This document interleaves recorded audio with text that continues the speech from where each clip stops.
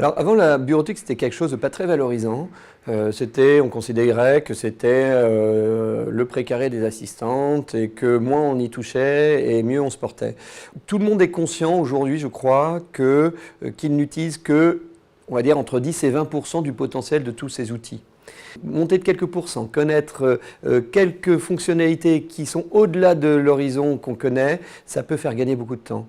Élaborer un rapport de plusieurs dizaines de pages, faire une présentation sur écran, pertinente, percutante, élaborer des petits documents de communication, une petite affichette, un flyer, etc.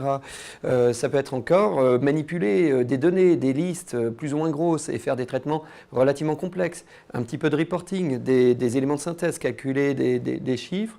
Ça peut être aussi encore utiliser des outils qui permettent de mieux préparer, animer ces réunions et faire des comptes rendus simples et percutants.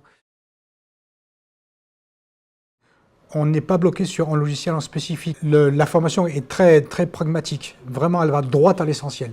En nous formant, en nous amenant les automatismes nécessaires pour pouvoir utiliser les différents outils que sont, entre autres, là, on travaille particulièrement sur ce qu'on appelle la suite Office, donc Word, Excel et PowerPoint.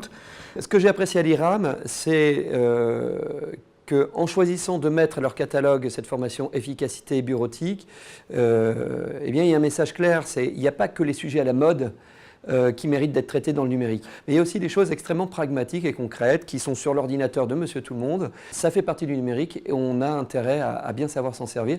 L'IRAM s'en est bien rendu compte.